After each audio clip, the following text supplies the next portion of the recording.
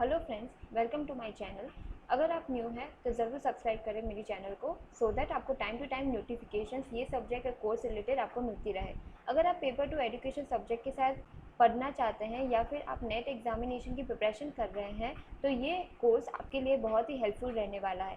मैं स्पेशली आप ही लोगों के लिए ये कोर्स बना के लाई हूँ सो दैट आपको जो की पॉइंट्स है वो समझ में आए और फिर ये कोर्स में जो इन डेप्थ नॉलेज है वो भी आपको अच्छे से मिलती रहे। आई एम श्योर आपकी प्रिपरेशन अच्छे से ही चल रही होगी और मेरी ये जो कोशिश है कि आपको थोड़ी हेल्प रहे वो भी आई होप कि आपको हेल्प सच में हो पाएगी।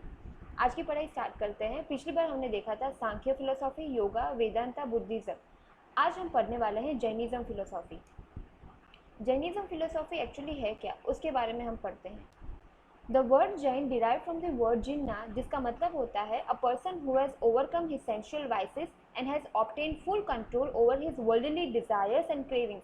कहने का मतलब बहुत साफ है कि जो वर्ड जैन है वो जिन्ना वर्ड से आया है और जिन्ना वर्ड का मतलब क्या होता है, ऐसा इंसान जिसने ये वर्ल्ड की डिज़ायर्स है, सारी इच्छाएं हैं, उन सभी से वो ऊपर आ गया है और ये सारी चीज़ों को उसने सच में समझ लिया है कि ये सब कुछ नहीं है, ये सब माया है, डिल्यूजन है एंड अल्टीमेटली ये भगवान की बनाई हुई चीज़ें हैं जो हमें अपने रास्ते से भटकाती है। तो अगर जिस इंसान ने ये सारी चीज़ों का आत्मचिंतन कर लिया है, ये सारी चीज़ों का महत्व ना समझते हुए लाइफ का महत्व समझ रहा है तो उसको हम जैन बोल सकते हैं।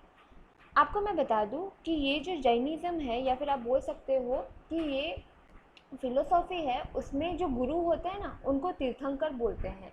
तो 24th तीर्थंकर जो थे या गुरु थे वो लॉर्ड महावीर थे, यानी कि 23 इससे पहले बन गए हैं। 24th जो थे वो लॉर्ड महावीर थे, यानी भगवान महावीर आप बोल सकते हो। उन्होंने ये फिलोसॉफी को एक्चुअल में लोगों के तक पहुंचाया। प्रिंसिपल्स देख लेते हैं जैनिज्म फिलोसॉफी के। अब मैटर हैज़ 3 एलिमेंट्स। मैटर की यहाँ बात की है ये फिलोसॉफी में। मैटर यानी कि ये ज़िंदगी या फिर ये यूनिवर्स जिससे बना है, तो ये 3 चीज़ों से बना है जैनिज्म फिलोसॉफी के हिसाब से। सबसे पहले प्रोडक्शन, यानी कि इंसान का जन्म तो होता है, वैसे ही कोई भी चीज़ का एक उत्पत्ति होती है, एक ऐसा इनिशियल स्टेज होता है, फिर उसका अंत भी होता है एंड यही एक पूरी साइकिल चलती रहती है। So production, decay and constancy. Clear हुआ। फिर कहते हैं it says universe is infinite. Universe वो इस कोई फिक्स नहीं है, या फिर हम बोल सकते हैं कि वो इनफाइनाइट है, एंडलेस है, कहीं पे स्टॉपेज नहीं है उसका। No one has created it. Jainism philosophy कहता है कि यूनिवर्स किसी ने बनाया नहीं है, वो इनफाइनाइट है, वो एंडलेस है। It got develop because of. अब यूनिवर्स किसी ने नहीं बनाया तो फिर वो बना कैसे, तो इसका भी यहाँ एक्सप्लेनेशन दिया है। देखो प्रिंसिपल्स जो है उसमें चौथा पॉइंट है, it got develop because of union of spirit, यानी एक यूनियन या कॉम्बिनेशन किसका, तो स्पिरिट यानी जीव का और मैटर यानी पदार्थ। जीव और पदार्थ, जीव या मैटर, स्पिरिट या मैटर, इंग्लिश में बोलो तो स्पिरिट एंड मैटर और संस्कृत में बोलो तो जीव एंड पदार्थ। तो दोनों का यूनियन मिलके आप बोल सकते हो कि यूनिवर्स जो है वो बना है। कि जो लाइफलेस है, नॉन लिविंग है, मैटर है तो वो नॉन लिविंग है, ऐसा बोला गया है।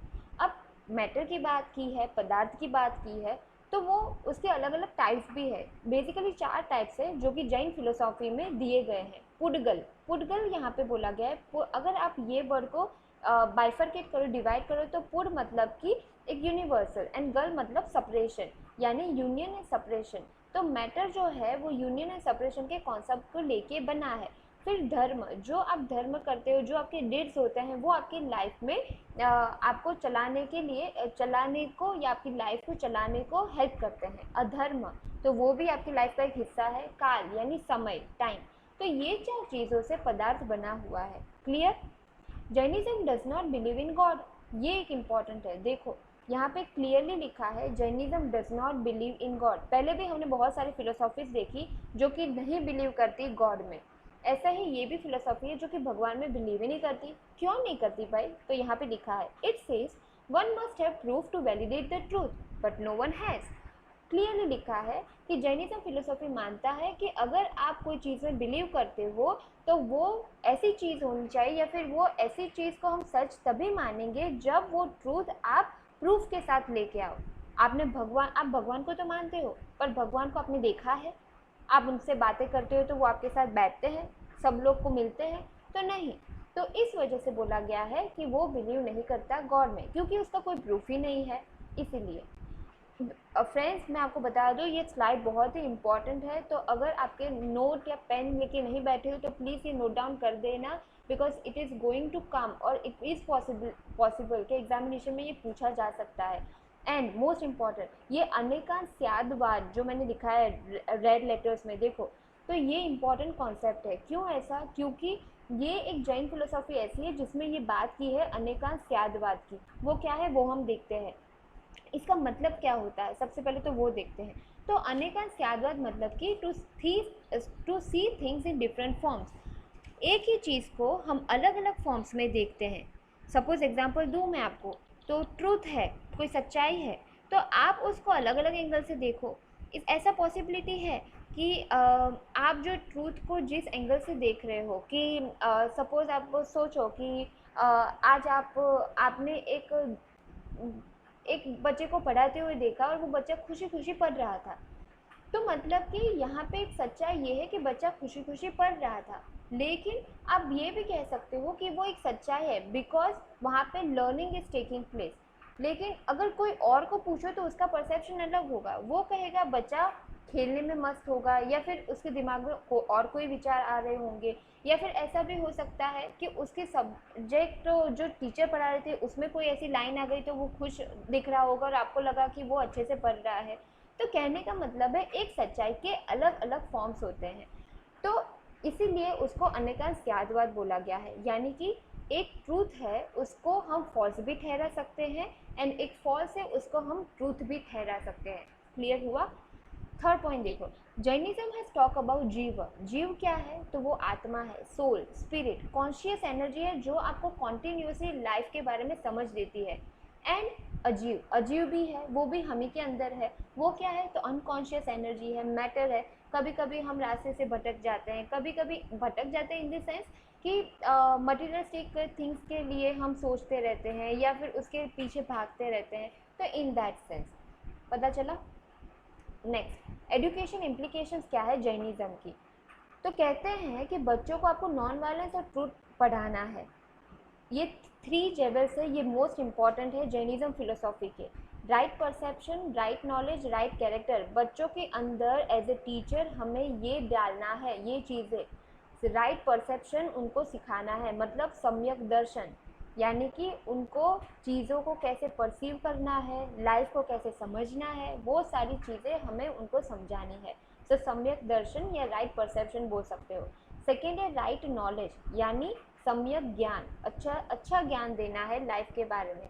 एंड राइट कैरेक्टर, यानी कि अच्छा चरित्र, सम्यक चरित्र, उसको हमें अच्छे से समझाना है या फिर वो उस तरीके से अपनी लाइफ, अपनी पर्सनैलिटी बिल्डअप कर पाए। एपिस्टेमोलॉजी बोला गया है यहाँ पे। एपिस्टेमोलॉजी का मतलब तो आपको पता ही होगा, थियरी ऑफ रियलिटी, तो सॉरी थियरी ऑफ नॉलेज। तो कहने का मतलब है कि एपिस्टेमोलॉजी यहाँ पे क्या कहती है कि नथिंग इज़ फिक्स, कोई भी चीज़ फिक्स नहीं है, कोई भी चीज़ परमानेंट नहीं है, सब कुछ टेम्पररी है। वो बिलीव करता है कर्मा में। कौन बिलीव करता है? जैन फिलोसॉफी बिलीव करती है कर्मा में। Salvation is important in human life, most important है फ्रेंड्स। जैन फिलोसॉफी साल्वेशन में मानती है, भगवान में नहीं मानती, और कहती है कि ये दुनिया जो यूनिवर्स है वो कॉम्बिनेशन से बना है। किस कॉम्बिनेशन से? तो मैटर, दैट इज पदार्थ and spirit. And most important, salvation यहाँ पे बहुत ज़्यादा इंपॉर्टेंस दी गई है कि हमारे जीवन का एक ही मकसद होना चाहिए, साल्वेशन, और वो गॉड में नहीं मानता। मेटाफिजिक्स की बात करें तो बोला गया है कि ट्रांसमिशन ऑफ सोल, ये इम्पॉर्टेंट है।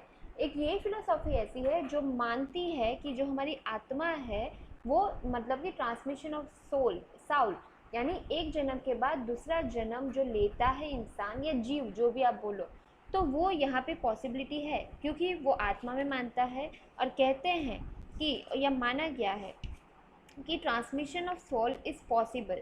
और वो कौन सी फिलोसॉफी में माना गया है? तो ये फिलोसॉफी में, जैनिज्म फिलोसॉफी में। पर ये इम्पॉर्टेंट है कि ये भगवान में नहीं मानते। क्लियर हुआ इतना? आई होप आपको थोड़ा तो क्लियर या आइडिया आ ही गया होगा कि जैनिज्म फिलोसॉफी किस चीज़ के बारे में बात करता है।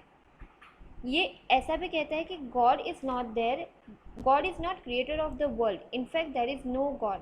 बट मोस्ट इम्पॉर्टेंट थिंग जो यहाँ पे लॉर्ड महावीर ने बोली गई है कि man is the God when his inherent powers are fully in bloom. इंसान खुद भगवान बन जाता है जब वो खुद रियलाइज़ करता है अपने सॉल की इम्पोर्टेंस, खुद की इम्पोर्टेंस। क्लियर हुआ? So this was all about Jainism philosophy friends. Thank you so much for listening to me.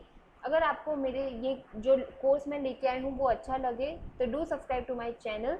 And जो भी बच्चे ये एजुकेशन सब्जेक्ट के लिए कोर्स नहीं ले पा रहे हैं या फिर उनको दिक्कत आ रही है या फिर वो पैसे से और कहीं से सब्सक्राइब करके नहीं पढ़ पा रहे हैं, तो ये तो फ्री में अवेलेबल है। So you can definitely subscribe to my channel and can get more updated about this same. Thank you so much once again and wish you a happy reading.